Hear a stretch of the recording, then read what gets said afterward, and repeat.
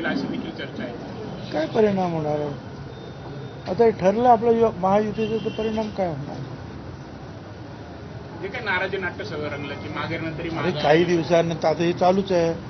पहिल्यांदा अनेकांनी फॉर्म भरले, मग काही लोकांना हे करून त्यांनी माघार घेतले, मग काही माघार घेतच नव्हते, त्यांनी तसेच राहिले.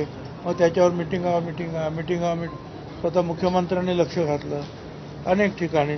अजून काही ठिकाणी गडबड आहेच, म्हणजे आपल्याकडे नाही पण दुसऱ्या जिल्ह्यामध्ये सुद्धा. तर ते जे आहे सगळं काही एकत्रितपणे कसं काही जायचं याचा पूर्ण प्रयत्न जे आहेत महायुती आघाडीचे जे नेते आहेत ते करत आहेत. साहेब, अजितदादांकडे जे अर्थ खातं होतं ते नंतरच्या काळामध्ये मुख्यमंत्र्यांकडे खातं दिलं आणि ते खातं इतर कोणी दुसरं चांगलं सांभाळू शकत नाही, मुख्यमंत्रीच ते चांगल्या पद्धतीने सांभाळू शकतात असं मत संजय राऊतांनी व्यक्त केलंय. आपल्याला काय वाटतंय सगळं? आता कोण काय संजय राऊत सांगणार आणि खातं वाटप होणार असेल तर संजय राऊतकडे जाऊन सांगू बाबा तू काहीतरी कर म्हणून. कशाला ते बोलतायत? जे आहे ते बघतील अंतर्गत काय आहे ते. सुनेत्रा ताई आहेत त्या जातील मुख्यमंत्र्यांशी बोलतील. बाकी दुसरं बाहेरून कोणी बोलून काय फरक पडणार आहे का? राज्यसभेसाठी आपलं नाव जवळपास सगळं निश्चित होतं, मात्र त्यानंतर ते झालं नाही. मग आपल्या समांतर पोस्टर्स देखील लागले, येवल्यात लागले, नाशिकमध्ये लागले. नेमकं हे बघा, मी सांगितलं होतं मला जायचं आहे 15 दिवस अगोदरपासून, पण मी जात असताना इतर जे काही आमचे काही नेते आहेत त्यांची सुद्धा जी काही कर्तबगार जे आहेत लेकरं आहेत त्यांना सुद्धा तुम्ही संधी दिलेली आहे इकडे किंवा तिकडे. मी म्हटलं ते समीर आहेत, पंकज आहेत, हे या राष्ट्रवादी पक्षाच्या स्थापनेच्या पहिल्या दिवसापासून प्रचंड मेहनत घेतलेली आहे. फक्त ते जरा थोडंसं बॅकस्टेजवर राहायचे. खासदारसुद्धा निवडून आले.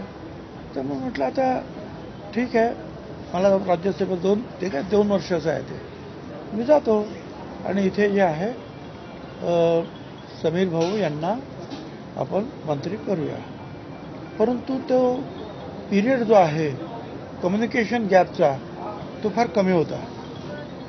मी जरी 15 दिवस अगोदर सांगितलं तर विचाराची देवाणघेवाण काही कदाचित पडदिशी झाली नाही आणि त्याच्यामुळे मग ते एवढा कमी पिरियड राहिला की त्यांनी सांगितलं की आता ताबडतोब होणं काही शक्य दिसत नाही.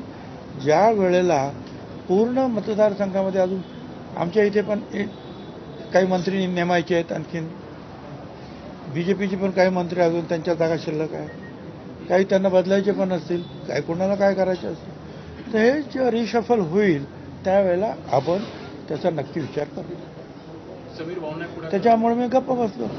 आता मला ते तुम्ही म्हणाले की येवल्यामध्ये बॅनर लागले वगैरे, अरे जो पक्ष पवार साहेबांच्या खांद्याला खांदा लावून मी स्थापन केला आणि माझ्या बरोबर समीर, पंकज आणि त्यांचे सगळे कार्यकर्ते सगळे होते, त्यांनी दुसरा विचार करण्याचं काही कारणच नाही ना.